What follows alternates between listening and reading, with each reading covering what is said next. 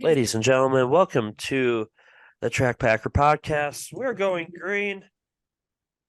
We are.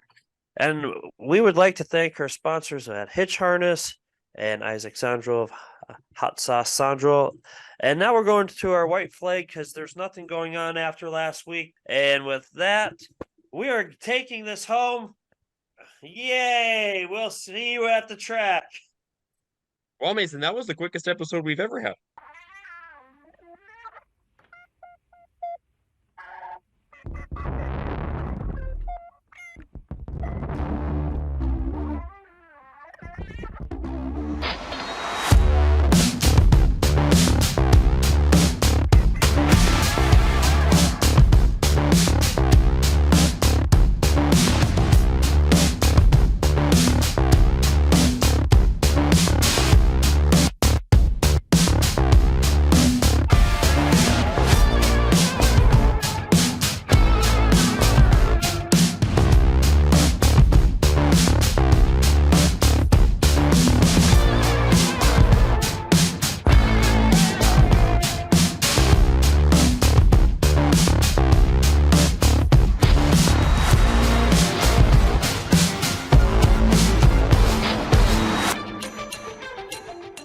Welcome back, everyone, to the Track Packers podcast for episode number 32 of season 2. Hope everyone's staying warm as the season is changing, the weather's changing, and hopefully everyone is settling into the off season, or maybe if you still have some racing left. But we're here to recap the last weekend with myself, Mason, with John, Mrs. Collinsworth, Becca Pelkey, and our soon-to-be Mr. Collinsworth coming onto the screen, Mr. Jessup Pelkey, rounding out the field for today.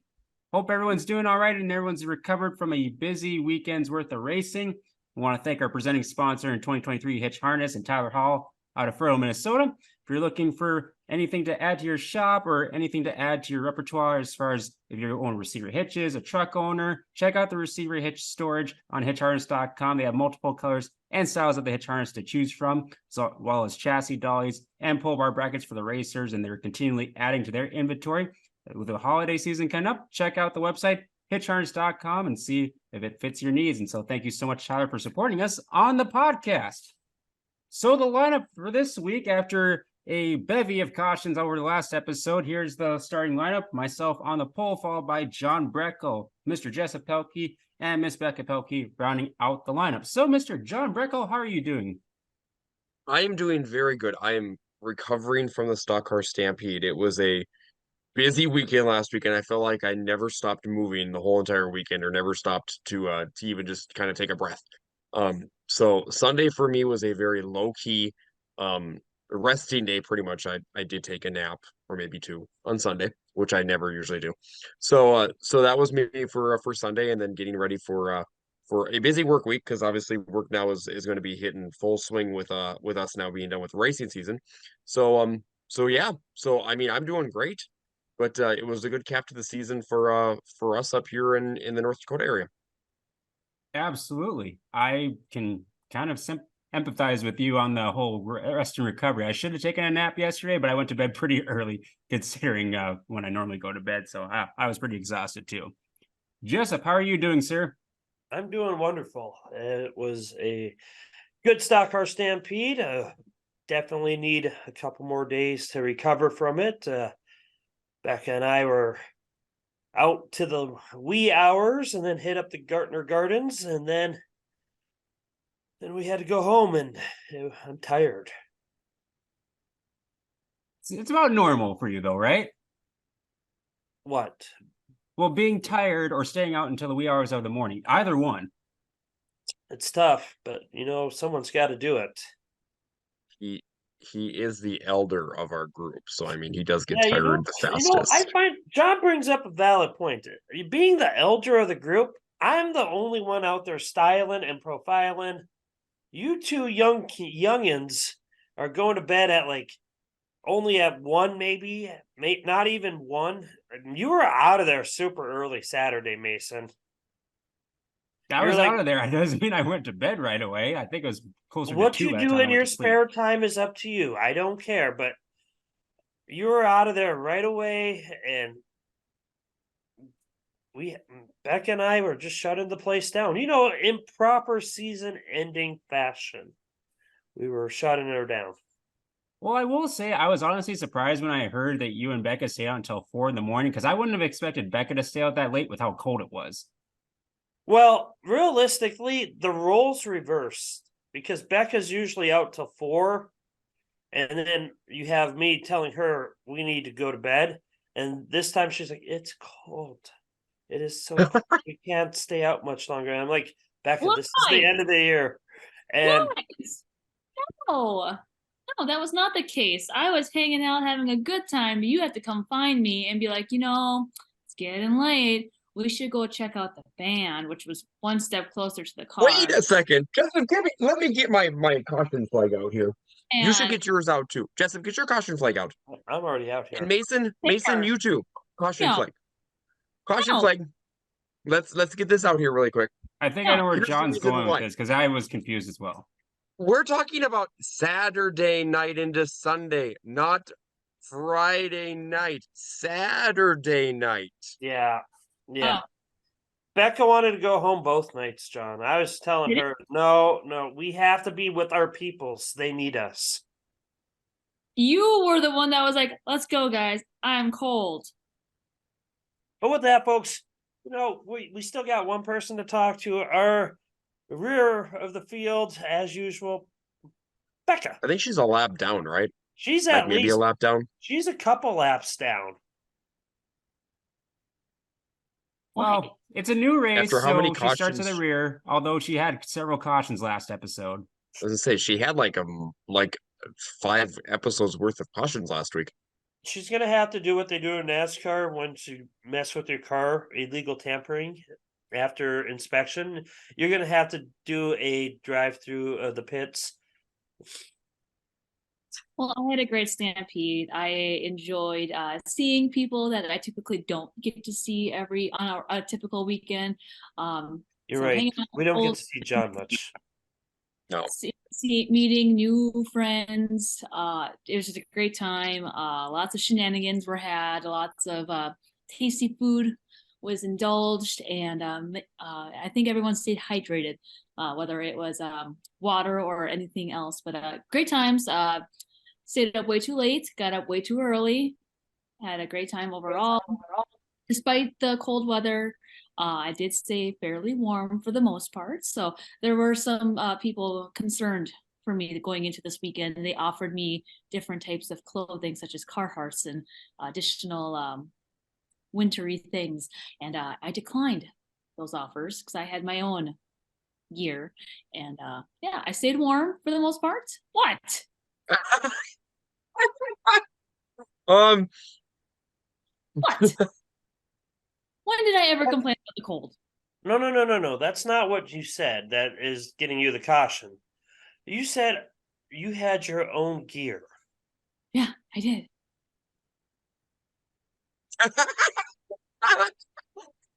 Whose jacket did you wear? Mine.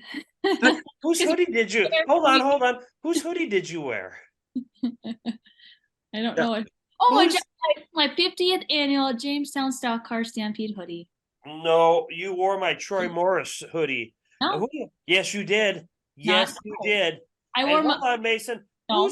Whose sweatpants did you wear? Oh, that's right. You wore mine too. So I didn't wear the Troy caution's Morris. out, Mason. So, can I add something to this while we're on the subject of caution flags? yes. I actually, so for those that weren't at the Stampede, I actually did bring my caution flag to Oh, the Stampede. John, how do you say Cody St. Croix? Let's not even talk about that. Cody St. Cryo. Yeah, let's just say Like my caution Crux. flag was put to Like great Crux. use this weekend. Yes. But I I actually have two instances where there should have been a caution thrown this weekend, and I'm not gonna they don't count as cautions on the podcast, but caution on Jessup because Saturday we get done with the redraw for all the frisbees and everything up front. We go to the shirt shack because we were like, oh hey, because Becca had a nice Stampede shirt on, and it's like, oh yeah, I should go to the shirt shack and get some gear. So Jess and I get in line. He's like, what shirt should I get? I'm like, this color, this color. I'm like, I don't know, you pick. So he has his first choice of whatever color it was. I think it was like a black or green. Yeah. I can't remember. It was a black one. Yes. It comes in a youth only. Yeah, it was in youth only, so they didn't have his size. You would Another think he would year learn that- his lesson from the 50th Stock Car Stampede when he didn't get his hoodie. Oh, So that to should have be been a fair, caution there. How do I get a caution on that? Because you well, didn't learn remember your Mason lesson says on these are cautions that are not cautions for the podcast, though. that. Just Right. Okay. I don't The other- understand how I get a caution when it was sold out, but You I should got know a to shirt go I there liked. early. you have to go there early. I don't. I could have did it at breakfast, but You Yes. could, I did something nice for you guys, and you guys are just being mean to me. Well, don't worry. The other caution goes to John and Becca, because if you flash back to last episode, they had an idea of how to stay warm up in the announcer's Yeah. tower.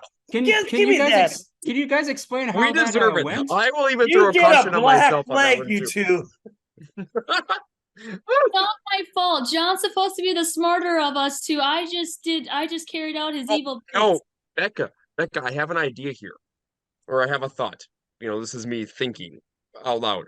So, the space heater that we used was a lot newer than Stacy's, and usually the older ones use a lot more electrical power. They pretty much kind of strain the grid. So I bet you it was Stacy's that was causing the issue. Yeah, folks, let's just say if you're watching on Dakota Speedway TV for the broadcast, I feel like there was a blackout at a point or two. Maybe two. Maybe two.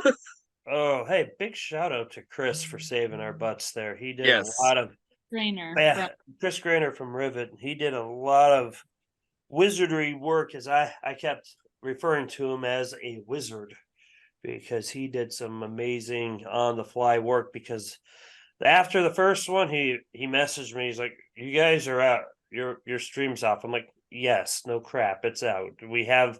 I didn't say that, but I was thinking that. But he didn't know. He was just going off of the information that he was being given. And that was the first blackout because Becca was cold. And then so we get it back up, and we get everything back up. We get the broadcast back up. I get all the information, like the graphics put on. Right as I get on the camera, the power goes out again. Somebody plugged their stupid space heaters back in and turned them back on. And at that point, I lost my crap. So then I get the message from Chris again. Your broadcast is down again. I'm like, yes, this is very factual. We have another rolling blackout up here because of space heaters. The space So heater. the former track owner is trying to explain to us that your gear is kicking all the equipment out, which I have like a third less than what they had at the mod tour there. And they're like, you have to not use that. I'm like, no, we are using this. Then I think both John and I came up with the idea of it's the space heaters, and We both looked at each other and were like, "It's the heaters." Yep. And I immediately unplugged the heater from the wall. I mean, I just pulled it right out. I didn't even turn it off. Yeah, and it was just like, and at that point, Chris had to I don't know what happened, but we lost all of our graphics packages. Yeah, it's and like then- it wiped out your system. Like completely just wiped it. everything we had in there was gone. Which is really weird. We didn't have our normal logos. We didn't have the ticker on the top, which you guys probably saw that there was the side ticker midway through the first night and the rest of the second night, which I really hope we go back to the top ticker. I like that one a little more, or at least a full 24 side ticker. But I know somebody was not happy with our camera angles, which is really an unfair complaint, because we went back, we were watching the broadcasts on Saturday night, and they were pretty stout. I mean, literally we have the one eye pillar on my right and my one eye pillar on my left that cuts off the kind of angles of the corner, and then we have the big giant what do you call it, the flag stand in front of us, which that kind of hurts it a little bit too. But realistically, the overall angle quality was, I'd say at worst, maybe a 7 out of 10. And considering that's my first full show, a full week with a broken wrist, arm, and whatever the doctors want to call it, I thought I did okay. You guys can just relax a little on that. I mean, it was in the 30s the first night, and I will politely say it wasn't the most comfortable of times doing that. No, I was gonna try to run around the pits as much as I could on Friday to try to stay warm, and I literally lasted like maybe an hour and 15 minutes. I'm like, nope, I'm going to the stands where the wind's blocked. Yeah. Yeah, especially when the wind went down, it wasn't terrible, but with the wind going on Friday right away, it was pretty chilly. Because Becca and I got there early on Friday. We were at the track before 12:30, and the wind was just howling during that period of time, and it never really went down the rest of the day until after we started with the races, and then finally went down. I think we're at 9 o'clock, 10 o'clock. It started finally just subsiding quite a bit. So yeah, but no, it was definitely a cool, cold, chilly Friday, however you want to put it there from all those seas. Yep. Yeah. So, well, before we get into the Stampede, want to thank you all for watching. And I know we got a lot of shout outs this weekend from various drivers and people around the racetrack. Be sure to like and subscribe to our Facebook page, YouTube channel, or Spotify, Google, and Apple. Give us a 5-star review. So hopefully one day Jessup gets to read one of the 5-star reviews. Hopefully it's appropriate. So Can someone please send us one? I think we do a pretty quality job of being positive and upbeat and entertaining. I don't think we should. There's never a dull moment. I know. I will say, and I think we're influencing people because I brought my yellow flag, and there was another person that had their set of flags in the stands as well. Oh, let's back up here really quick. So Mason had his small yellow flag. These people brought a whole flag set to Mason. So I mean, I think you need to learn from them a little bit. Well, I think over the off season, I'm going to try to develop like some more merchandise. Maybe we'll have our own set of Track Packer podcast flags, and we'll have like a quiver or something that we can store them all. I like that. You have your I own do TPP too. I quiver. mean, We could put John on the white flag. Just his No, forehead. here's what I really think. I think you should put me on the caution flag.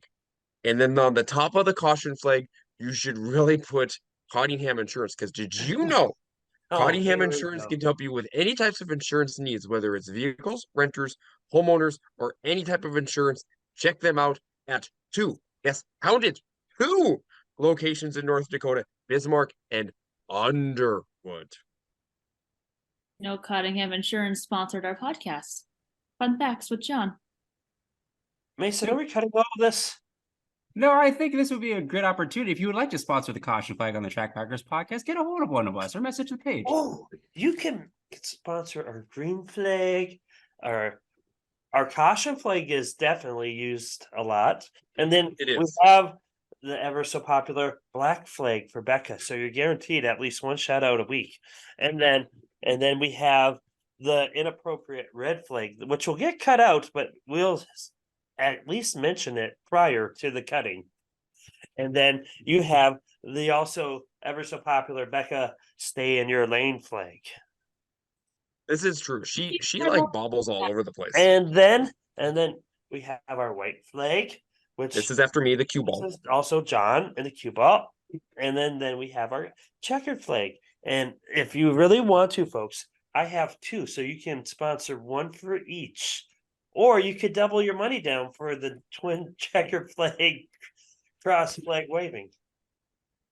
I say we could make this really corporate real quick. I mean, and if anybody did not even notice this, I was actually waving the caution flag on Friday night as well.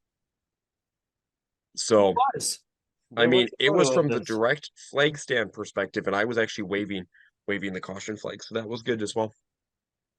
Yes. So if you would like an opportunity to showcase your business or your racing team, we're more than happy to welcome you aboard the Track Packers podcast. So with that, we will drop the official unsponsored green flag and get right into episode 32 with Who or What Are We Repping? I will go down to Miss Becca. Who or what are you repping? Who is now officially 2 laps down. She just keeps dropping back. And it's not even because of costume. She's just that slow. She is off the pace. This week, I am repping 18-year-old Cole Sharneski out of Denmark, Wisconsin. He's been racing for several years in IMCA country, but he came on his very first Dakota Classic Modified Tour this year, was a huge hit with the fans up here in the North Dakota and Canadian area. So this is his merchandise, very bright. You definitely won't miss these shirts when you see them in the pits. Very just little fun colors. So he does an IMCA stock car and an IMCA modified. So he did double duty on the Dakota Classic Modified Tour. Did pretty darn well for the 6 days that we raced, or sorry, the 6 scheduled days. We actually raced 5 of those days, but he did very well on his very first Dakota Classic Modified Tour, and we'd love to have him back next year. So this week I'm repping Cole Sharneski out of Denmark, Wisconsin. Yeah, he was a nice, fun addition to the tour this year. I didn't realize he was that young. Yep, I didn't either. He's really good, really quick out there. So yeah. So is Tim his dad or is it brother? good question. No. I'm not totally sure. Someone We'll in send- the comment section, let us know. Yeah, somebody We'll let us send know that out because, to the bleacher creatures. because obviously Cole and Tim both race, and they were both down at Super Nationals and everything else. So yeah. Not sure what the relation is, if it's dad, uncle, brother, what. So, but if anyone is watching and knows, drop the answer in the comments below. Absolutely. Awesome shirt, Becca. Jessup, what are you repping? Well, Mason, I've continued my theme of irrelevance, the year of irrelevancy in 2023. And tonight we are wearing Gary Blackburn Jr. from Fulton, Missouri. He races a USRA modified as we continue to talk about irrelevant stuff. And then we're an irrelevant sanctioning body that won't be in our area anytime soon. So just to give you a nice little look here. Yeah. Oh, Cool looking shirt. I don't know if you heard my back crack, but it was awesome. It popped in like 3 spots. So I think he raced this year. I looked him up. Let me pull it up again. Where is my information? Yep. 4 races, 4 top 5s. Nice. Oh, Raced wow. at Callaway. He got a 4th, a 3rd, and a 2nd in Moberly. Let's actually see how many cars showed up here before we give him his flowers. There's a lot of tracks in Missouri too. Like I spent a day looking at all like the USRA tracks just because I was curious where the heck they race. There's a lot in Missouri. Okay, so this isn't so bad. He got a 4th place out of 14 cars. That's pretty solid. Let's see what he got, where he got 2nd.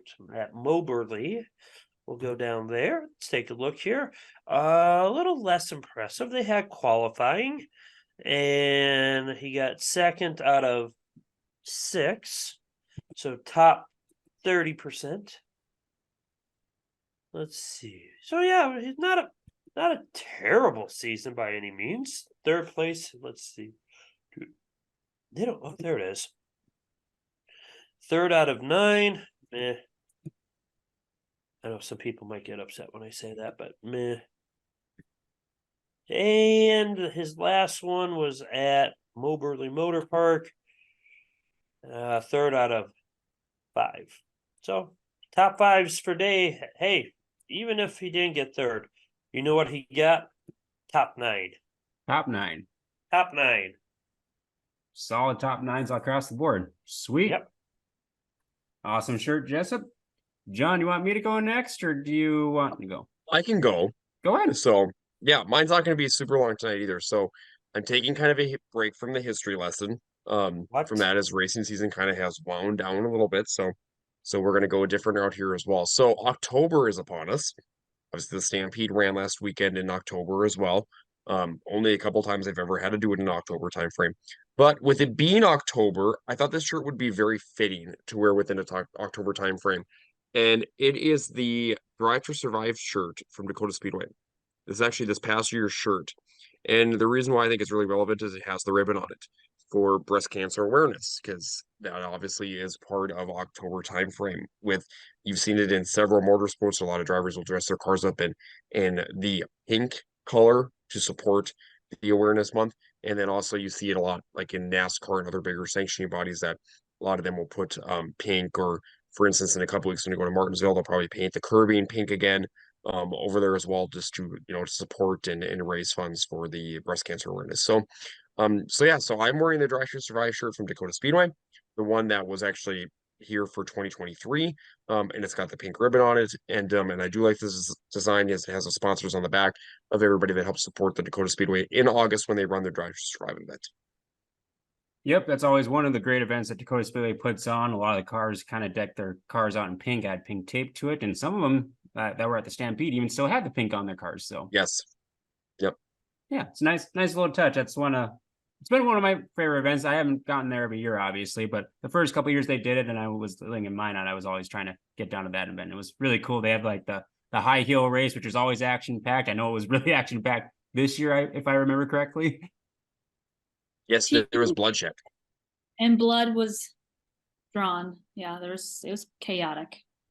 Becca pushed one of the junior fans into the guardrail. That's where the blood came from. They Well, did that's that. competitive. Awesome. Well, good shirt there, John. For who I'm repping, I am repping a driver that jumped behind the wheel of a different car class this summer. Number 33, a Daniel Aberle from Findlay, North Dakota. This is actually his 2022 scheme when he was racing with Soda Street Stock. But it's got some pretty cool colors on the front and back. I would say he had a pretty good rookie season. The IMSA stock car didn't get off to the best start. I believe one of his first couple of nights, he fortunately rolled it over at Norman County Raceway, but thankfully the car wasn't too badly damaged, and he was able to get that repaired and out to the track within the next week or two. And so, but was traveling around a little bit, kind of I think he went on a couple of the Total Classic Modified Tour races as well. And so he's racing one of Todd Heinrich's old stock cars, and I believe, can't remember if Todd is his uncle or godfather, but they have a relationship, and he wanted to get a stock car so he could race with Todd at one point in his racing career before he retires. And so repping the 33 of Daniel Aberle, his 2022 scheme, and we'll look forward to see what he does heading on into the future. So that is who or what we are repping, and we'll move into the track pack report, which once again is pretty simple. We all were at one race because there's only a couple races happening around our region. The 52nd running of the Jamestown Stock Car Stampede rescheduled from a couple weeks back, and so it was definitely looking forward to this and trying to get that race in. I think it was really good that they got the race in, even though the weather wasn't the best. Friday, like we mentioned, was very, very chilly. I know it was in the 40s where I was at in Fargo, and it was actually raining all day in Fargo. So I tried to keep the rain over there for the most part of the day, and got over to. Good job, Mason. Yes, I did my part. So got everyone over there on Friday night, and the format typically is then heats and then dashes on Friday, and then the consies and A mains. They decided to forego the dashes, I believe, with the driver vote at the drivers' meeting, which at first, when I heard that they weren't doing dashes, I was like, well, that's kind of a bummer. I kind of like the dashes. But then as the night went on and with how chilly it was, I was like, I'm glad they're not doing the dashes. I was okay with them not doing dashes just for the fact that it was like not ideal out. And so not like there's a ton to recap from Friday night with the heat races and such, but just kind of a note there that was what took place on Friday night. And so Jessup, you were behind the camera. Do you have any major takeaways from the Stampede this weekend? Yes, space heaters should not be allowed. In the tower, let's be specific. In the tower. They're probably Yes. allowed in like haulers and trailers and all that stuff. But definitely not in the tower. I thought it Back was a up. good weekend overall. I mean, a lot of there didn't seem to be a lot of drama. I know there was some at the end with just some things that took place, right, wrong, or otherwise. I mean, rules are rules, whether we like them or not. There's a reason why they're there, and as Dave Bren once said, well, when we talked to him at the mod tour, it's pretty easy when you go through tech. You either break the rules or you don't. There's really no such thing as gray areas when it comes to the rules. If it's in the rule book, then yeah, go ahead. If it's not, and they call you for, or if you don't follow through on something, then that is what it is. And right, wrong, or otherwise, that's just how teching is supposed to work. And the best part, I think we could say the best part of this is that if you stick to your guns, even if it's something as foolish as, I don't know, something really simple that may have happened, if they stick with their guns and call it by the rules, it shows that there's no favoritism. And as much as fans and drivers may not like it at the time, it's just the way to be consistent. And in the long run, drivers will appreciate that more than if you turn your back and say, well, you know what, this time we're going to let it slide. And don't get me wrong, the couple DQs that happen, I understand both of the parties and both sides of it. But if you stay consistent, right, wrong, or otherwise, people will know that you called it by the rules. Yep, And I think that's well said. Yep. I think it's really well said. And Jessup, to your point too, I know we had talked about it this year, early in the year. Obviously tech people are really hard to find overall from any piece of it. But the good news is too is that the two tracks that we're at, we have tech people at both of those tracks as well, and they have stepped up their game from a teching perspective at both tracks. And that's one thing that I think is really huge across the board, is to be consistent. And if there is a rule in place and you're going through and doing your procedures and doing everything else, and there's something that that's out of line, not saying that obviously cheating wise or anything else from that perspective, but if it just doesn't fall within the realm of the procedures or policies or the rule side of it, so that's going to be a DQ. And that's just part of the way that that tracks have to keep everybody accountable, keep everybody consistent. And I think you said it best on there too, to eliminate the word of favoritism. I mean, that's one thing that is the biggest thing on there too, is to make sure that that we can keep things consistent and also be relevant across the board with every single event, whether it's a local show or whether it's a big race. I mean, there's really not a big difference when it comes to the tech side of it as well. And plus, it's important to note too that those procedures from even a normal night to a big show, they might change. And that's why pit meetings are important. That's also why when you get some type of rule sheet or procedure sheet from a draw shack or from a pit shack or anything else, when even from maybe MRP, when you look at it from my race pass, it's important to go through and review, because it might be different as well. And you need to be sure that those and that you're accountable for those as well. Yep, Yep. absolutely. It's all kind of part of racing. And I mean, being someone that's traveled to 20, 25 different tracks throughout the year, like it seems like every track has like a couple of drivers that think like there's favoritism involved. And so yeah, just trying to do everything you can kind of mitigate that there's no favoritism. Because you want everyone to kind of come to the track knowing that there's a level playing field and they'll call everything pretty consistently. And I know that's tough to do at several events throughout the year, but I think this weekend kind of showed got to stick by the rules, got to make sure things are consistent, so that way we can continue to grow the Stock Car Stampede and have it be a great event. And so awesome. Did you have any other takeaways, Jessup? It was really nice finishing earlier in the night. I heard that too. I know a couple of years back, people were, when I say people, I mean drivers, were very vocal about having complete shows for each night. And the long and the short of it, it's just too long. And I know, John, I think you would agree with this. The more hardcore fans can appreciate longer nights of racing, especially around invitational season. But I think there's also a fine line of, with the weather being as cold as it was, a long night on Friday would not have been a good thing. I 100% agree. It would have been very anti-productive. It probably could have hindered the track for the next day. It probably could have done damage to the cars and the motors, and it probably would have ran off a lot of fans by the halfway point, because those nights used to go to 1 to 2 before we even started getting into the features. Yep. And Yep. And I 100% agree with you on that too. I feel like with the way the weather was on Friday, with how chilly it was and everything else on there too, it was better to be done at that time than to go later into the night. And I also agree with the decision on that one too when the drivers did the vote for, for dash stuff. Because even though the night went really quick, and I think the dashes would have went pretty quick too, it was already 30, it was in the mid 30s when we ended at a little bit after 10 o'clock on that night. So it would have gotten way too cold. Wind chill was already down into the upper 20s, and it was good just to get the heats in and call it a night, and then start back up on Saturday.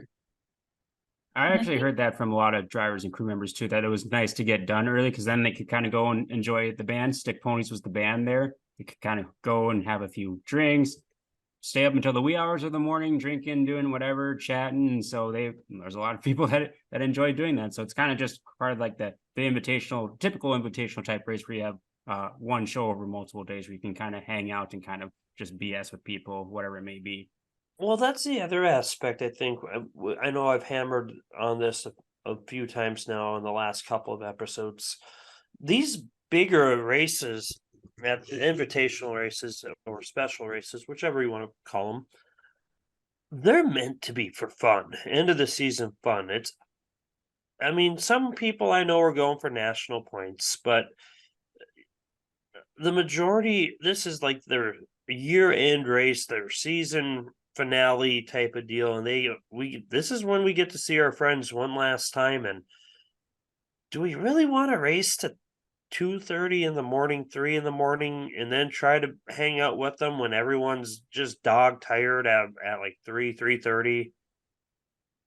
Or is it better to get them done early, say around 10:30, 11, and then have a band and have a big party after the races, and then move on to the next day and see have a good laugh of the people who are hungover as all get out, or not doing too well or whatever. But I think it really benefits these races to end earlier in the night.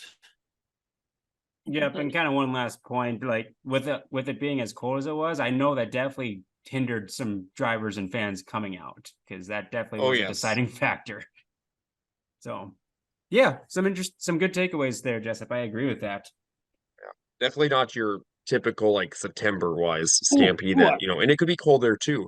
But the sun goes down a lot sooner, obviously at the end of September into the beginning of October. Even those 2 weeks make a huge difference from amount of daylight you have, and it's like flipping a switch. I mean, it gets cold and it goes immediately and gets cold. So I yeah, got so one it was more. one thing that was very interesting. Go ahead, Jessup. There were a lot of cars. Oh yes, there were a lot of cars. Yes, there were still a lot of cars. Yep, I think it ended up being around 240. At 240 on the dot. Yep. Okay. Well, Yeah. I will say there was one interesting aspect that I guess I don't remember if we touched on it or not, but the stock car and street stock numbers were very similar, which was interesting to see, along with the sport mod and Midwest mod numbers were pretty similar, and that was kind of interesting. I thought there would be more Midwest mods there than what there were, but because I always think of the Midwest mods being a pretty large class, and I know people are out in the fields and the cold hindered, but it was something that I know I was texting Mason on my way there as I was driving about 15 over Mason to get to the track. I was like, this isn't looking good for the Wasota guys right now, because there's the ever interesting argument going on of the stock car street stock argument, and at that point I think street stocks were at about 12 cars and the stock cars were around 24, and I was like, This is gonna be a bad point if those numbers don't pick up here. But they did, so it was just something I was keeping an eye on, and I was kind of curious to see what was gonna happen with. Well, let's dive into the results, and we'll kick things off with the Slingshots, who were the first cars to get their feature completed. Becca, you want to help run down the results, and we can interject a thing or two if we want? Yeah, sure. So the junior slingshots was the first feature of the weekend. Kudos to all the individuals and sponsors who chipped in money so that those youngsters could race for cash versus on a normal night at Jamestown Speedway, they race for free. They race for a trophy. So Mike King was a huge component to chipping in a lot of money for those youngsters. He chipped in $500 at the Draw Shack on Friday, just so that everyone could have a little piece of the pie. I know Joanne and Stacy from Jamestown Speedway also chipped in some cash money. But yeah, so thank you, and there were others I'm sure too.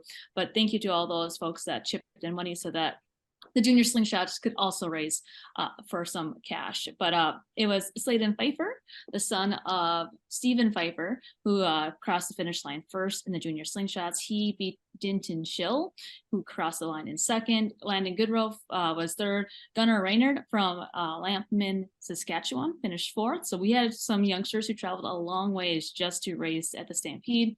And AJ Matsky, who was your Jamestown Speedway track champion, he ran at the top 5 in the junior slingshots. Good racing all throughout the field.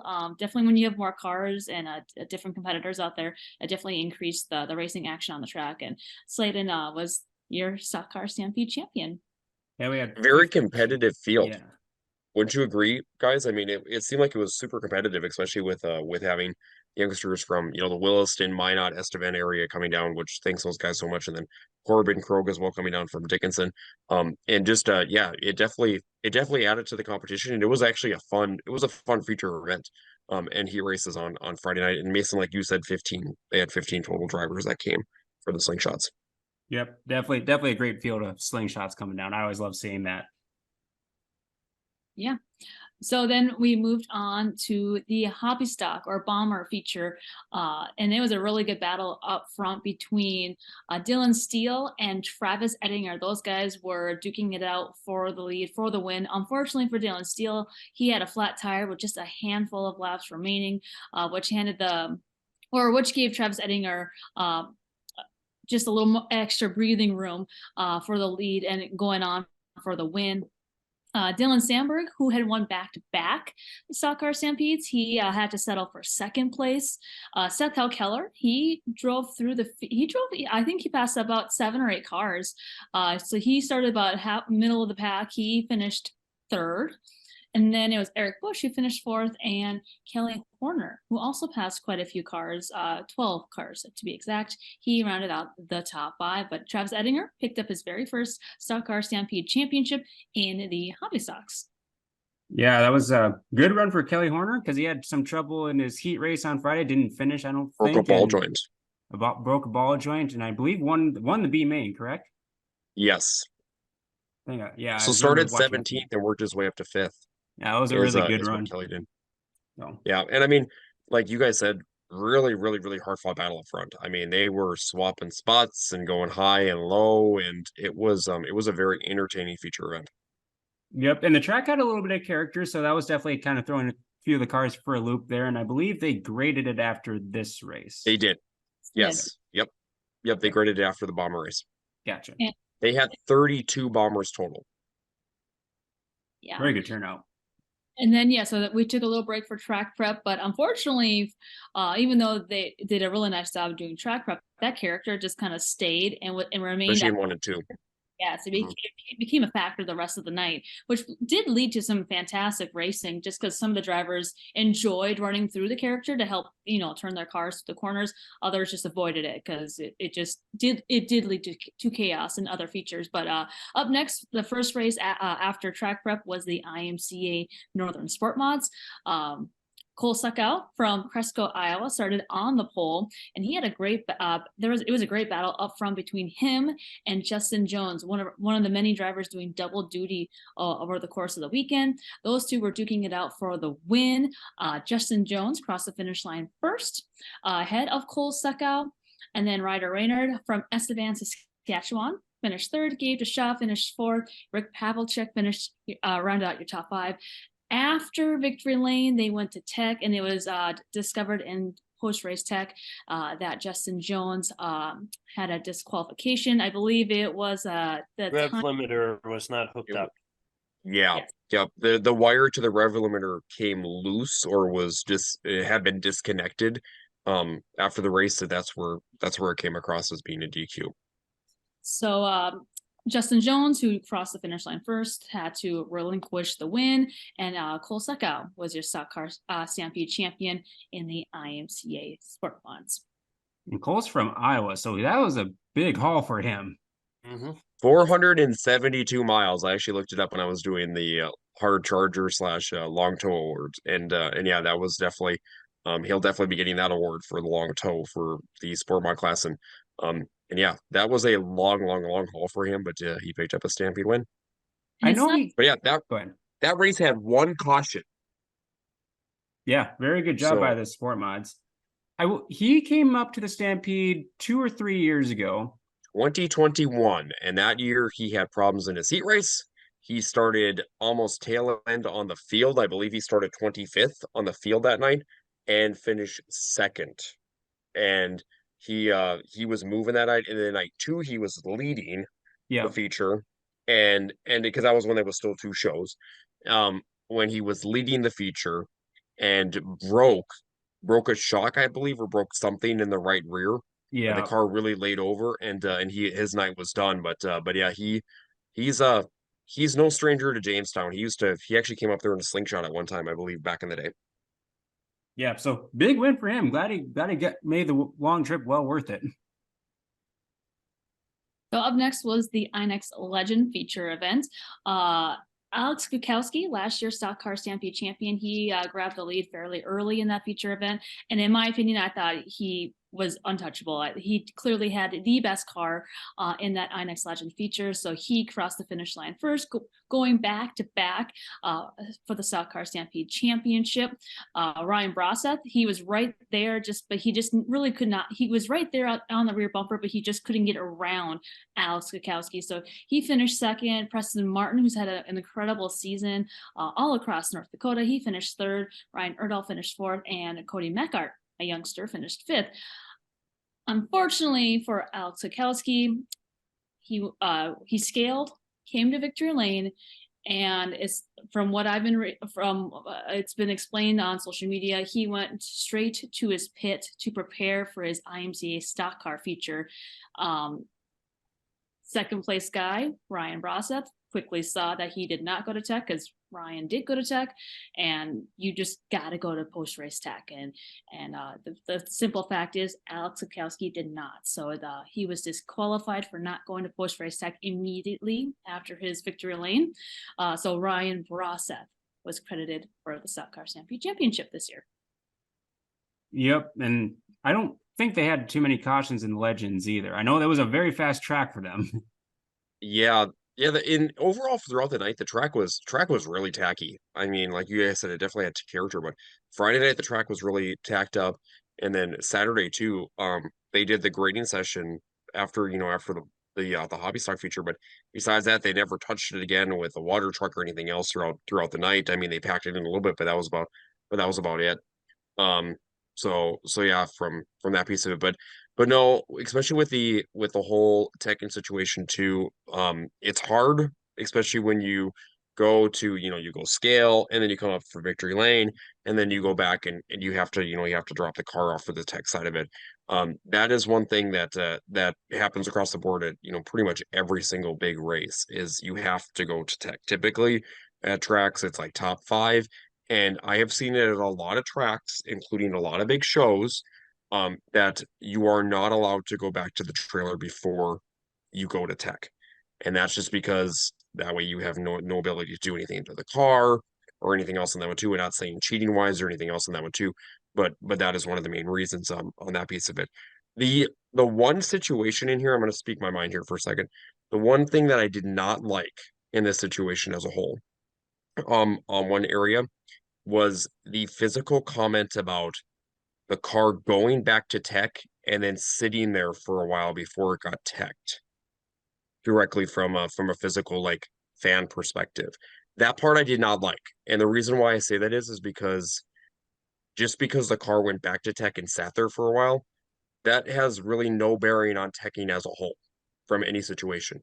And also with the car going back to tech, by that time the damage was already done.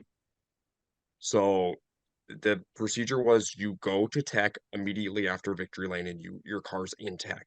If you have a second car, your car is sitting over there ready to go by the scale to get into it and ready to go with the pitman. And if you need to have a pitman take the car and basically drive it back to the trailer after it's done teching, that's completely fine.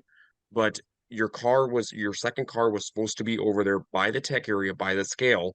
If you're running a second car, to be able to jump into it to get into your next class. There was also a feature in between this. So there was also one race between the Legends feature and into the Stock Car feature. There was a Midwest Mod feature that was in between that race as well. So that was one situation that I was not a huge fan of on how that blew up on that situation. Because it's part of the teching procedures across the board that you go into and look into. So that was one part that just didn't sit well with me when it started blowing up. I saw those comments on social media too, and I saw that too. I will go to bat for the Jamestown Speedway. I thought they were extremely prepared for the Stock Car Stampede in regards to as soon as the drivers got to the track and they entered the draw shack, the first thing that they received was a physical procedure and order of events and rules sheet. And it outline in the procedure sheet what drivers were supposed to do if they were running multiple car classes, or if the driver felt that they might not have enough time between car classes to switch, they were supposed to bring their secondary car to the tech area so that the tech man could see that they were running other car classes. So I thought Jamestown Speedway did a really nice job of actually physically handing that to the driver, and then drivers had to sign a notebook to say that they picked it up. Basically to say that there was no reason for them to say that, oh, I didn't know. Well, they weren't aware. Yep. The rule sheet. It's your responsibility to read it. And I'm sure there were many drivers who did not, but it's your responsibility to read that and know what the expectations were going into the weekend. So yeah.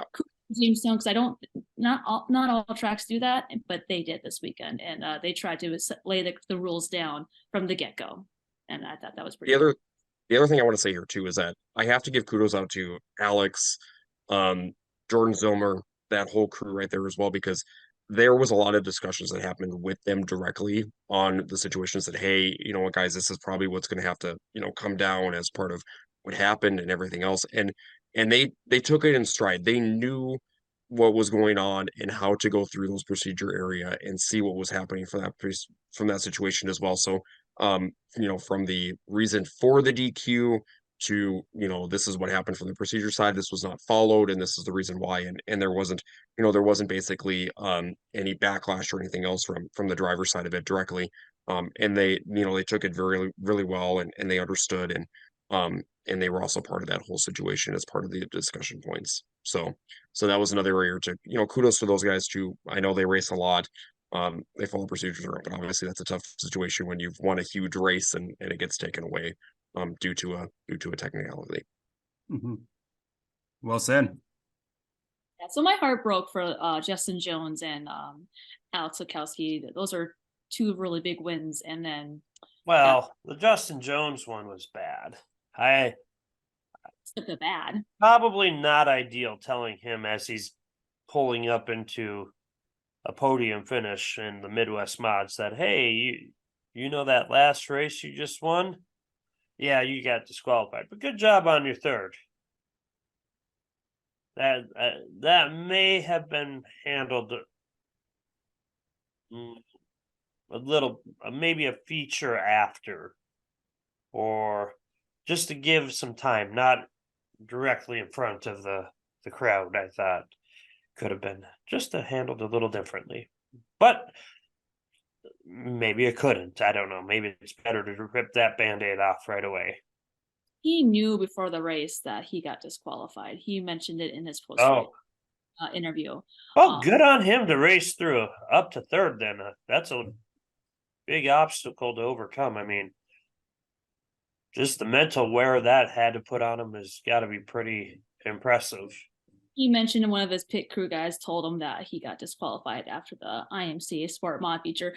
And to continue moving on to the race results fairly quickly, the next race after the INX Legends feature was the Wissota Midwest Modified feature. Your back-to-back stock car Stampede champion, Lucas Rodin, started on the pole. He's had a very fast car all year, and I don't think it really surprised anyone that when he started on pole, he really didn't give up the lead, and he went on to go three-peat the stock car Stampede in the Wissota Midwest Modifieds. Aaron Michael finished second, and Justin Jones, who had just been disqualified, his pit crew guy let him know either before the race or right after when he scaled, because when he came to victory lane to accept his third place finish, he was pretty dejected and disappointed in his victory lane interview for third place. But overall he had a great weekend, even if the results don't show that. So Justin Jones finished third. He was one of the many drivers who did double duty. Troy Nelson finished fourth, and Jarrett Klein rounded out the top five in the Wissota Midwest Modified feature. Yeah, no one was really touching Rodin. I mean, off the restarts, they were kind of keeping close. I know Aaron Michael was trying to make that high side work, and I think would gain on him in 1 and 2, and then 3 and 4 would lose that ground. So it's like Lucas would have had to really mess up for him to relinquish the lead, I think. Yeah. Aaron had a great run though. I mean, that was a super good performance for Aaron. I can't take anything away from him from that piece of it either, because he ran a super good race, and if that high side would have been right there too, who knows what he would have done a little bit more with Lucas with that race. But Lucas did a three-peat. That was 3 wins in a row for him. So back up car count wise. So Sport Mods had 23 when they came across. From a physical car count perspective, Legends ended up with 33 cars, and the Midwest Mods had 24 cars is what they ended up with. Yeah. So then up next was the IMCA stock cars. There were 26 of them last weekend at the stock car Stampede, and it was young Gabe Deshaw who grabbed the lead from Sean Strand, who this is his rookie season in the IMCA stock cars. Don't know if he'll run the stock car again next year. We'll see what the future holds for him. But Sean Strand, he started up front, led the first few laps before Gabe Deshaw took the lead. Cautions came early and often in the stock cars, which really took me by surprise. I didn't expect that from that particular car class. And those cautions never really gave Sean Strand the opportunity to retake the lead, because the car worked way better on a long run. And there was a long run during a good part of that race. Like there was probably 3 or 4 cautions right off the bat. And then there was a nice long green flag run. And Sean was giving Gabe Deshaw quite the run for the money. He was trying to pass up high, pass down low. And I think had the race gone green flag to the end, I think Sean would probably had sort of a fair chance at getting the win or retaking the lead for the win. But a late race caution came out, and that really just stole the momentum from Sean, which allowed Gabe Deshaw to pick up his very first stock car Stampede championship. This is only the second year that the stock cars have been a part of the stock car Stampede, so he is the second driver to pick stock car Stampede championship in this racing division. Sean Strand, who led early and was up there battling for the win, he settled for second place. Andrew Jokum, who was your track champion over at the Red River Valley Speedway, he finished third.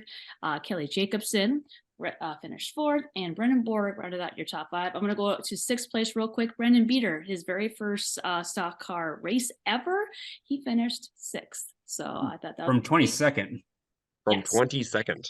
Yes, he definitely drove that car through the field and had a very impressive first run in that division. So congratulations to your stock car Stampede champion, Gabe Deshaw. So yeah, it was a very interesting race, because that long green flag stretch was maybe 10-ish laps, be a little bit over 10 laps. somewhere in that range. But I was watching it because, announcing, and I was like, okay, so Sean's right now is back about a second and a half at one point. And I looked over again, I'm like, okay, he's cut it down to about a second. And it was down to 7/10 of a second. And then it was slowly but surely just decreasing. And he was right on the back bumper of Gabe as I went into turns 1 and 2 when basically when that caution came out and Sean was using the higher side and then Gabe was down low. And yeah, it would have been a very interesting battle those last 5 laps if that caution did not come out because um Gabe Gabe was running a little bit lower and Sean was definitely higher, and you could just tell that Sean built up the momentum.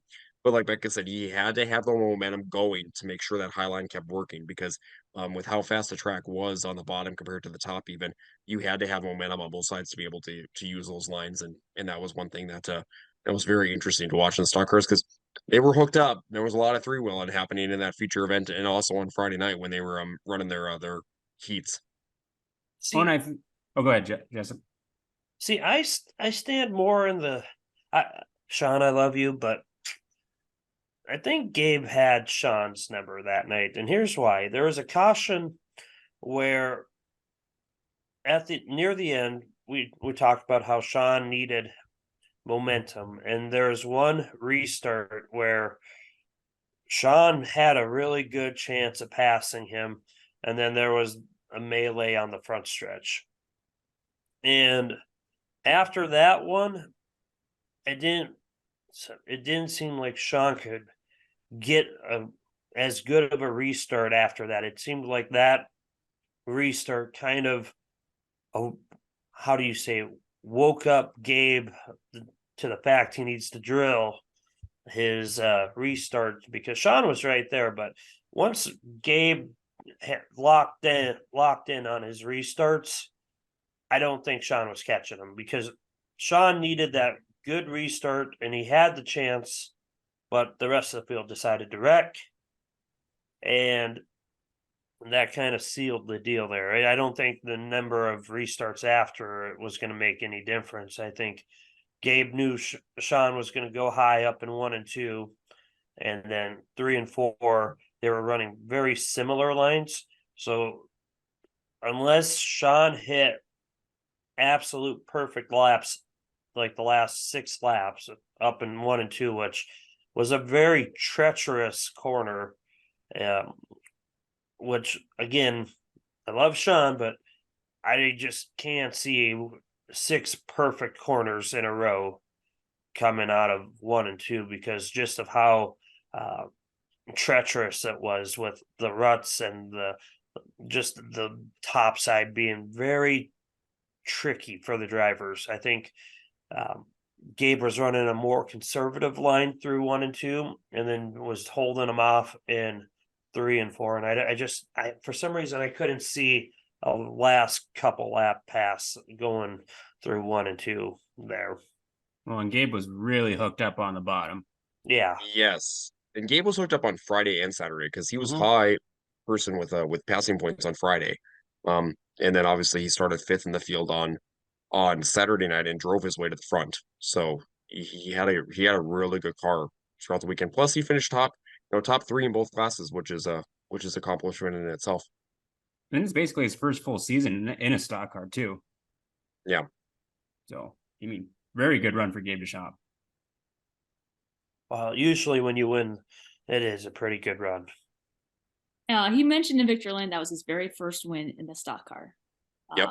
I did not realize that, but that's pretty impressive to get your very first win at the stock car Stampede. So. Yep. Hey, that'll happen every now and then. Wasn't Chase Gelling's win his very first win? Yes. Yep. So it happens. This weekend. Yep. I believe, if I'm not mistaken, I think Josh Eberhardt's first ever win in the Midwest Mods happened at the Stampede too. If I'm not mistaken, back in 2007. But I might be wrong on that.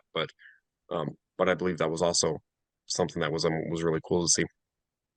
Yeah, so that was the IMCA stock cars. Definitely a lot of carnage. Yes. Yes. The carnage continued into the IMCA modified feature. Cautions came pretty early in that feature event as well. Travis Tooley started on the pole. The last time one of the last one of the last times he raced in Jamestown was at the John Gumke Racers Memorial, which he won. So he started on the pole, and him and Stephen Pfeiffer were battling quite hard for the lead, but those cautions just kind of regrouped the field early in the race. I think that helped a lot for Travis. It did. And Yep. here's the thing. I think before Becca goes too far in, because I like to break it down a little quicker. I think we've got enough evidence to show that Travis is a bad man when he gets open space in Jamestown and he starts in the front row. I mean, he has proven in back to back races there now that if he's given any opportunity to start near the front and has got clean air, it's going to be tough to get by him. And another night, another big race win for him, and pretty cool deal. He explained what happened to his car after racing out at the Dickinson race, Richard Jordan, and how he put it back together, which was kind of cool with how he explained it. But I'm really, really impressed with how he held his composure throughout the race. That was, again, very tricky track, and he was flying. Yeah, and he's one of those that if the Stampede would have taken place on the original day, he wouldn't have made it. Yep. Yeah, he would have not been able to come. He had to work commitments, and then when the Stampede rescheduled, it gave him some time to start thinking maybe I should put the car back together, and he did. Got the car. I think he said he finished up the week of the Stock Car Stampede last week, Just a few days before, just in time. And he was the eighth. He got the eighth most passing points on Friday night in his heat races. He drew the pole. He was the last one to draw, and he got the pole. Everyone left it for him. And so, yeah, he held off Stephen Pfeiffer to pick up his very first Stock Car Stampede championship. Jordan Sowers finished third. Lucas Rodin finished fourth. And Zach Frederick, who was up front for a majority of that race, kind of slid back at the very end. He rounded out the top five. But congratulations to Travis Suley. It was a pretty emotional victory lane for him.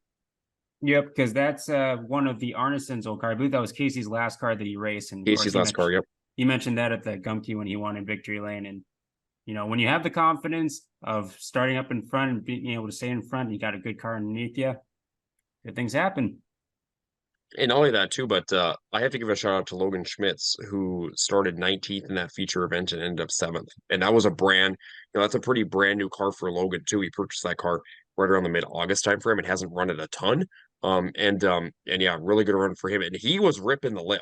So that was kind of fun to see too. I mean, there was multiple times Becca was standing there as well when we're going through and announcing the feature, and he would put his right rear over the lip and just basically hang it out and still pick up spots. So yeah, so that was kind of fun to watch Logan kind of taking the high, wide, and handsome line over there in Jamestown.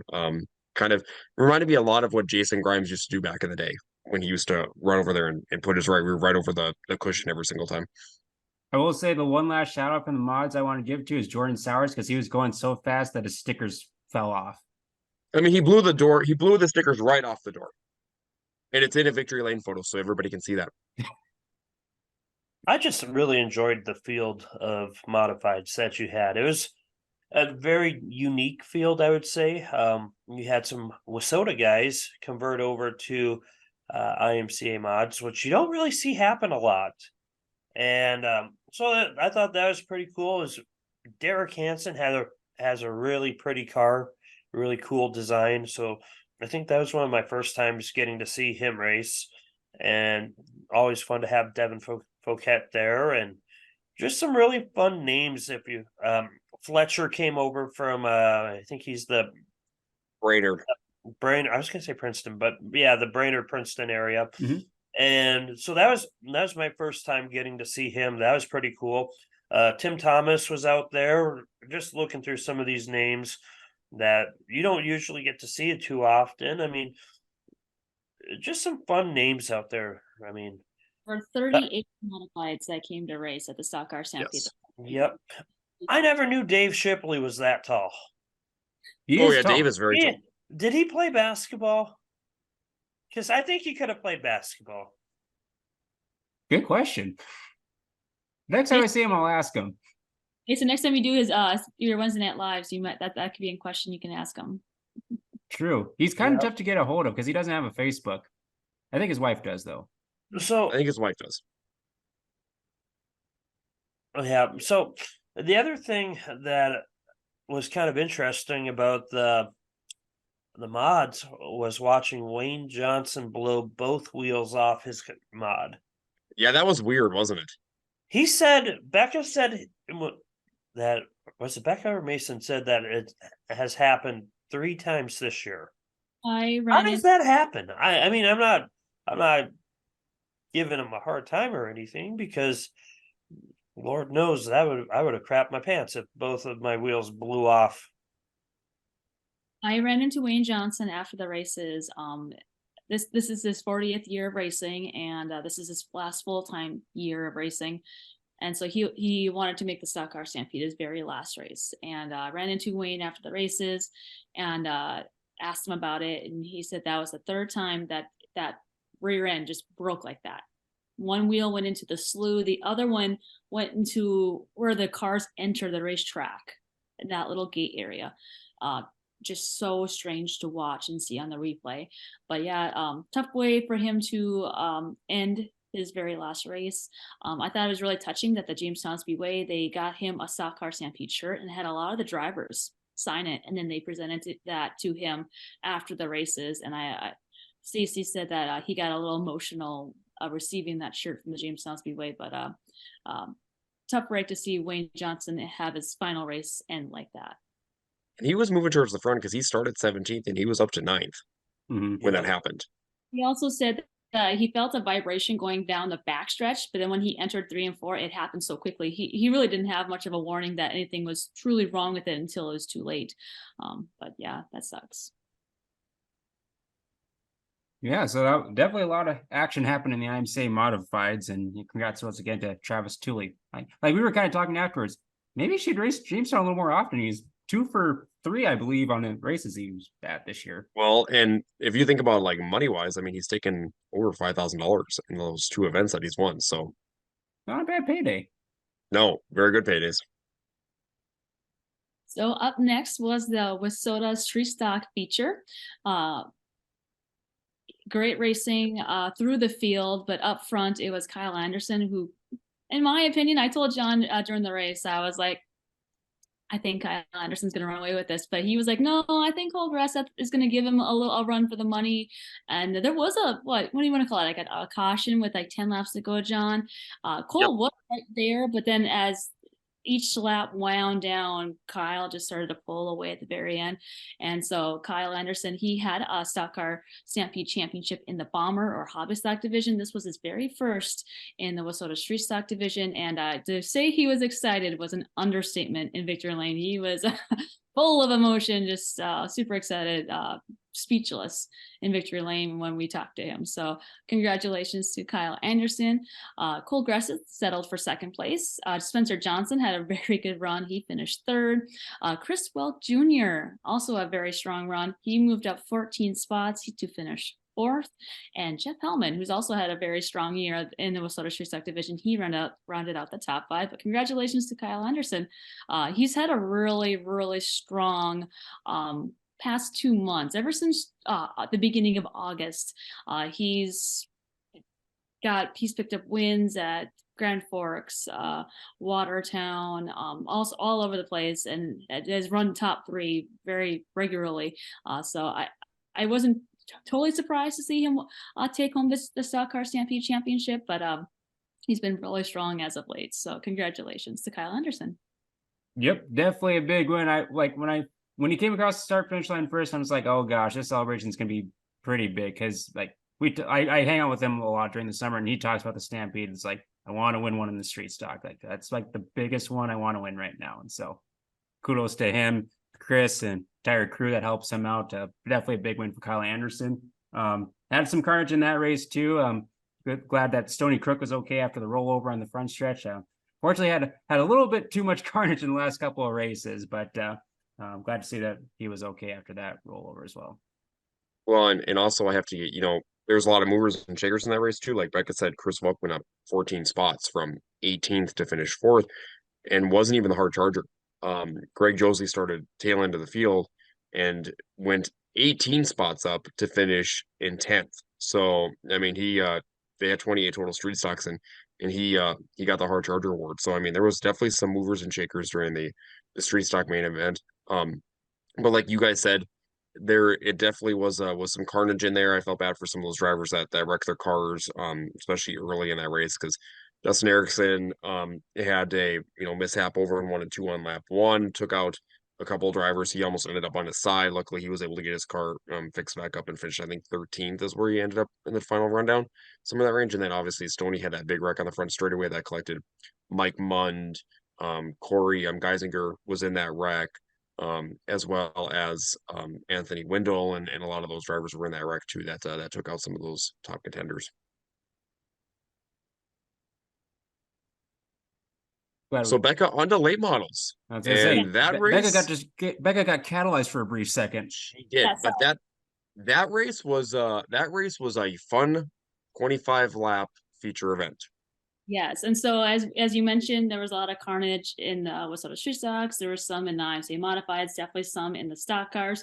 But Westphalia late models, the final feature of the night, caution free, and they clicked that race off in 7 minutes and change. It was a very quick, exciting race to watch. Sorry, I'm distracted by you guys' private messages, but it was Tyler Peterson, who started third, I believe. He quickly got the lead and pulled away. So as he was pulling away, quickly caught lap traffic. The battle for second was actually exciting to watch between Mike Gressett and Ryan Michelson. Those two were battling in lap traffic to see who could finish second place. Yes. You want us to take over for Always like watching you as you're using your hands because Becca talks with her hands. He is not. And always I'm just watching to wait for when she stops moving her hands. I will swat you. So to kind of pick up where Becca left off, yeah, the battle for second was awesome between Gressett and Michelson. They both started in row 4. So they had to pass some pretty fast cars to get up towards the front. I think Gressett was catching TPO a little bit, but could never, once they got to lap traffic, like he's really good at maneuvering through lap traffic, and he just separated himself from Gressett. And then he had his hands full of Ryan, and they were just kind of swapping positions the last couple of laps, and Gressett ended up edging out Michelson for second. Rusty Coleman, who started on the pole, ended up in 4th, and Chase Gelling, a previous Stock Car Stampede winner, rounded out the top 5. Shout out to Cole Schill, who started 20th and moved up to 6th with no cautions. And also Amelia Eisenschenk, one of the Stampede Shakedown drivers, started 18th and moved up 9 spots. So very fun race to watch. I mean, the track was, honestly, I thought it was really fun for the late models because they could pretty much go anywhere on that racetrack. And Tyler Peterson was whooped in Victory Lane. He was exhausted. Oh, yeah. I mean, the race was only 7 minutes long, but there was just so much moisture in the track. He could literally throw the car anywhere he wanted to go, and he was just wheeling it, and it just wore him out. So it's fun to see just how it affected him, those 25 laps. But yeah, overall, a great race. And I think we were done like a little after 11 o'clock. So it wasn't even. It was like right after 11. Mm-hmm. Wasn't even a super late race. So even after the races, a lot of people did take off, but there was quite a few people just hanging around, just enjoying those last few hours of the Stock Car Stampede before everyone home. So I have to actually say something here too, because obviously the model feature was a lot of fun to watch from this piece of it directly, but I love it when you have race fans and drivers and other individuals that call out an event, especially a bigger event, and say, well, these events, they'll never get done early. They're going to run until 3 or 4 in the morning. And I'm not going to go because I don't want to sit at the racetrack all night. And guess what? They end early.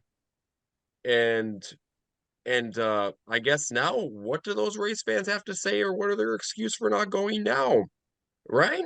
So I that part kind of bothers me from a physical double standard from a race fan perspective, because a lot of these events they're either like up and coming or they've been around for years, and these people try to like knock them down, and that part is just what if they're gone? If they're gone, you have nothing to go to then. So so basically, go out there, support your tracks, support your events, and show up and race hard at these events. Well, I will, to put a bow on this, I will say, like, it frustrates me when I see comments that kind of like try to derail like an event, whether it doesn't even have to do with the specific event that we were at this last week, and just any track or any event in general. Just like when there's like the preconceived notions that a race event is going to play out like, maybe how it's typically played out in the past. It just doesn't give like the people that are working hard to make the event a success like a fair chance to put on a good show.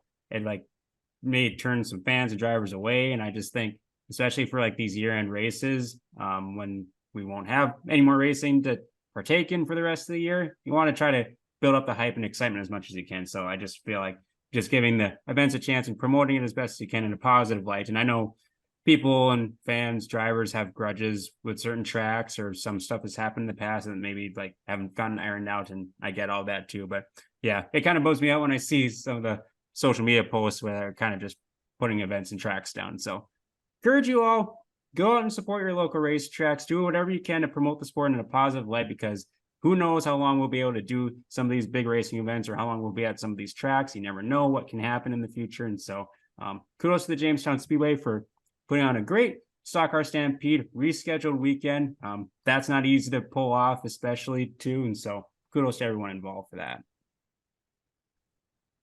So now that we put a capper on the Jamestown Stock Car Stampede, we want to go into our white flag segment and give a shout out to Isaac Hot Sauce Sandro, who is busy harvesting. I've heard it's been quite the adventure harvesting for him, but thank you so much, Isaac, for supporting us on the Track Packers this season. If you see Isaac at any point during the off season or heading into the next season, be sure to stop down in his pits. They got all sorts of great snacks and goodies. One of the nicest people to talk to, him and his family. So thank you so much, Isaac Hot Sauce, for sponsoring us on the Track Packers podcast. And so we'll move into, well, we don't really have any racing events coming up, unless you want to give any racing events a shout out, Mr. Dakota Dirt. The Punky Manor Race of Champions makeup event is this weekend over at the Red Cedar Speedway in Menominee, Wisconsin. Outside of that, the weather's not looking too promising as it stands right now. It looks like it's going to pour over there, but Yeah, one can only hope that they get to race. And then in another week, it's going to be the topless over at the Ogilvie Speedway. And that'll be about it for racing events. The only other thing we could really discuss is that it is about the time where general elections are going to start be taking place for your local race boards. And I know Dakota Speedways is this Thursday, and there's going to be 4 positions up for grabs as usual, 1 for presidential, and then 3 board members that need to be either revoted in, or new people need to step up. And I know there's going to be at least 1 position open because I cannot make the meeting. I literally can't make the meeting this year. I have parent-teacher conferences, and the principal and superintendent made it specifically clear I cannot get out of that. Yep, and I was gonna tail off of that too, because I know Nodex Speedway has their election meeting on the 22nd of October for board members, and I don't know when Williston's is. I know there's a kind of a big plea to get some help out there in Williston. Encourage you to go check out the Detroit Weekly. They did a really nice segment on discussion of boards and elections and how it's super important to the health and growth of the racetrack. And so definitely encourage you, if you're at a racetrack or want to help out in some way, that's a really good opportunity for you to, speak your voice or kind of get in the know on what's going on. Most importantly, just the more you know and kind of understand the back workings of a racetrack, the better everyone kind of understands the race. Oh, well, that's another aspect too, Mason. If you want to, even if you think you can bring anything to the table, if you got ideas or if you want to be part of the racing scene, there's plenty of stuff for people to do out there, whether it's uh, be a corner person, be a tech person, be a pit shack person, be a ticket salesperson, or a concession worker, or a beer salesperson. I mean, there's a lot out there that needs to be covered. And if you want to help up in the tower and you're willing to listen and take some criticism when you're being taught, there is a lot that people can do to be a part of the scene. And I think right now we're kind of in a segue of people moving in and moving out, and we need more to move in right now. And I think that's across the board for the state, just so everyone has enough people to cover every position at the track.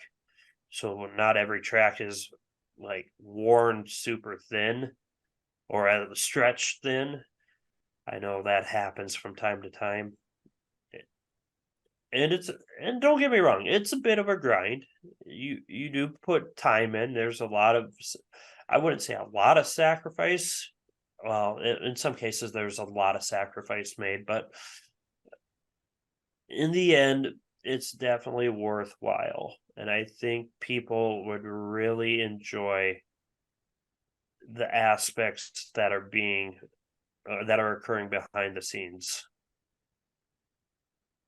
Well said. To say, I saw a red flag poking. And if you think you can do camera work better than the cameraman, there's always a volunteer positions for a camera person at a race. Yeah, hey, if anyone wants my job, I'm sure as I mean, I'm still coming back to do the big money shows. They want the person with the questionable camera angles there. So, well said, Jessup. Why don't we go into some wins of the week to kind of close out the episode? Who's got a couple wins that who wants to go first, actually? Anyone want to go first? Me. All right, John. Okay, I will go first. So actually, I should let Becca go first. Lady should go I'm first. going first. I want to pick all the winners. No, either John or Becca goes first.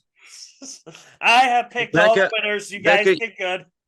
Becca, you go first. I will go second. Why me? So Okay, your wins don't get taken. Oh my gosh. Just someone say a name.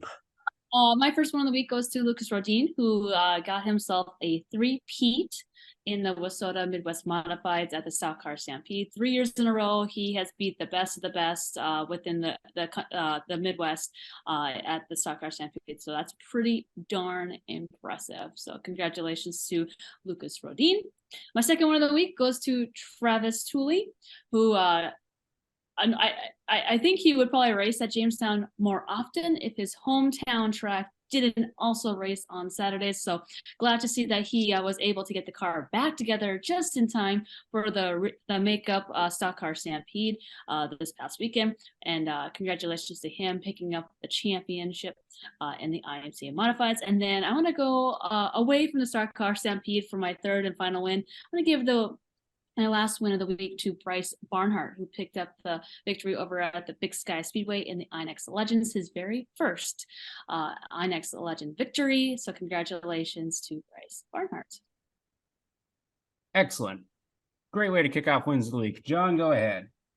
Okay, so I've got three as well.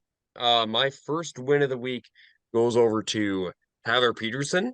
It had been 6 years since he had been over to Jamestown. Brought his late model over.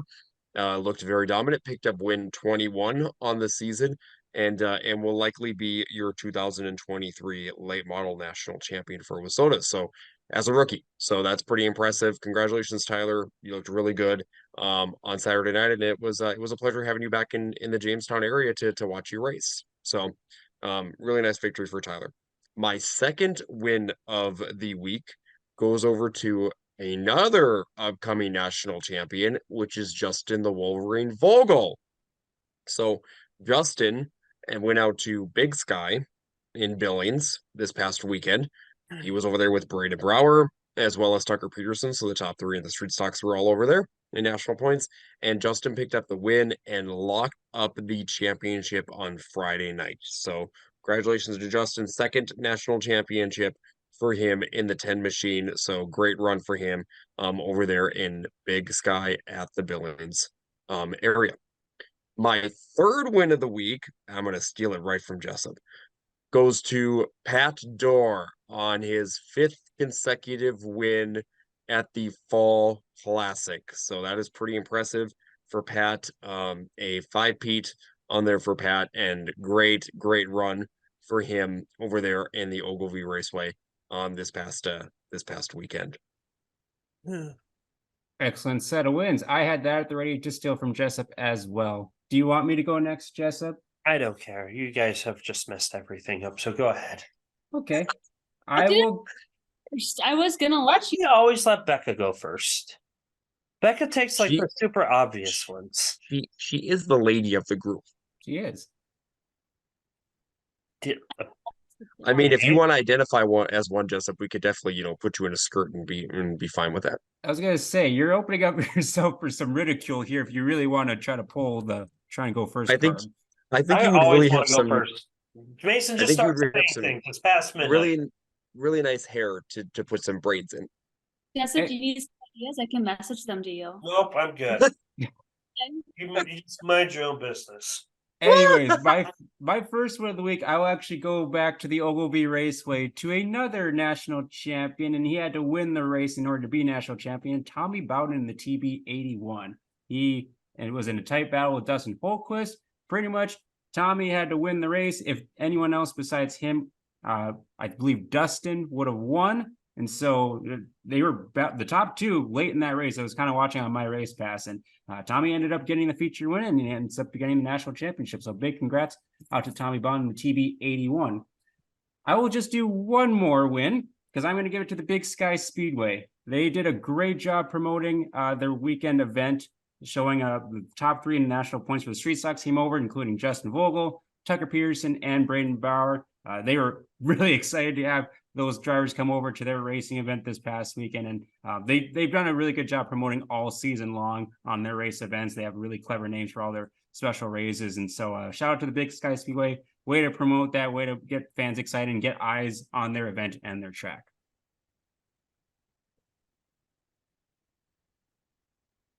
Is it my turn? It is your turn. Well, all right.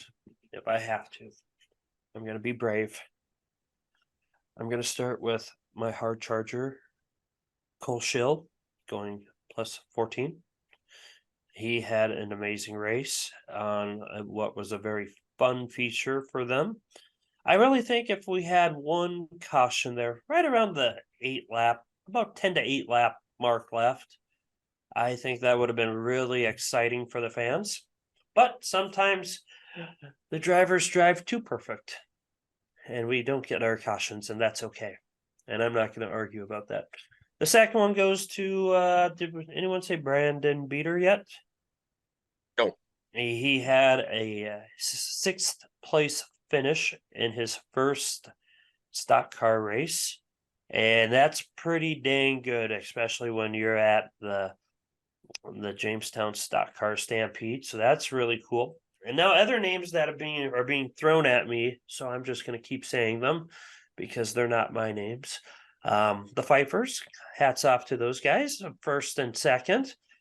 Young gun is definitely showing the old man how to do it these days. You definitely are going to need to take some lessons and notes. So listen to the kids. They are the future, they say. Speaking of kids, Gabe DeShaw had a heck of a night over at the Stock Car Stampede, picking up a very strong performing stock car feature win. So that was pretty cool in his father's old car. So that's a cool story as well. And yeah, that's 4 people. So I can't say any more, or else I'm going to get a black flag or yellow flag. But I think there's some other fun stories out there. Yeah, that definitely a lot kind of taking place in just a handful of racing events that took place this weekend. And race season's kind of winding down, so we're going to be running out of racing to talk about. But I'm sure we'll have some good discussions heading the off season. If you fans, listeners have any suggestions on things you want us to discuss, because we'll be doing a few episodes here before the year itself is done, before we get all ready to go for the next season in 2024. Hey, I got one more thing for our fans who are able to watch this. If you're just listening to the podcast, I'm sorry this isn't going to be exactly for you. Mason, if you could do a screen share and go to our Track Packer page, there's a photo I want to talk about, because I think it's a pretty cool photo, and it tells of the characters of the individuals who are doing the track packing, the track packers. Okay, let's see if I can guess which one it is. Is it from this weekend? Yes. Okay, so I'm guessing it's this one. Yes. Oh, nope, not that one. No? Nope, next. Nope, that's not from this weekend. Nope. One more. This one. Uh-oh. All right. So this isn't an moment. I think I'm biased, but I think this is a really cool picture of us. And here's why. We often hear, I don't know if we often hear, but we hear from time to time that people say we do a lot. And I think this photo actually truly shows how involved we are at the racetrack. Now, you got Becca doing Becca things, announcing she's not doing her Becca poop walk during this time. But you got Becca announcing and handling the frisbee draw and recapping the winners. And for the fans who don't know this or don't see Becca's preparation, she puts a lot of time, or did put a lot of time, into her notes going into just the frisbee draw. And it's such a short period of time that she's actually like presenting compared to the amount of time that is actually being put into that preparation. You know, if you look over on the left side, you got John standing there, and John is a big part of Jamestown and Mandan. He does announcing, he helps in the pitch shack, he kicks in money when to special events, to events that he holds dear to his heart, and he helps out a lot. And I think he's a very valuable asset and tool for our two tracks. And he is no longer just the voice of Dakota Speedway, which nobody could put the face to the name or to the voice per se. So that ever since we got him down to the pits a couple times, he's definitely been one of the more popular individuals at the track. Now we got Mason back in the middle over here doing his race video work. And again, I don't think I'm biased here. I don't think Mason gets a lot of how do you say, acknowledgement for the efforts that he puts in. He is probably one of the biggest aspects for North Dakota racing for positive growth for the sport. And his commitment and time dedicated to the sport cannot be matched by literally anybody else in the state. I know there's people who work on tracks. I know there's people who help run boards and help turn the wrenches for the cars and everything. And I'm not saying that's not important or not valuable, but Mason literally travels hours at a time. I don't know how he drives home at night. I'm the type of person who's like, all right, somebody else drive. I'll be up for about 5 minutes and then you have it the rest of the way. But it shows how much he cares for the sport. And I think this is a really cool photo, mainly because it shows you guys in a light of work. We like to give back to our sports. I mean, we're always doing to help or trying to help make our sport last longer and do better. And I just think this was a photo that I've been kind of waiting for to get, and then I saw it happening, and I took this photo, and I think it's a pretty cool photo. Yeah, and I mean you do a lot of work too, Jessup. I mean, not only with like the live stream that you help with, and you were able to help Jamestown Speedway with that this weekend, but of course you've been on the board for the last several years and helping out with that. You basically spearheaded the Stampede Shakedown that brought late model drivers in to have a fun weekend. And so I mean, you do a lot of work too yourself. Well, I'm not about taking credit for things, but I appreciate that, Mason. And I think it's good to point out the aspects that there's a way to help and make this sport better and stay strong. Because I always hear the doom and gloom from people like this sport's dying and it's never going to be the same. Well, you know what? I agree, it's not going to be the same. And whether that's good or bad, that's okay. I mean, it's going to be what it's going to be.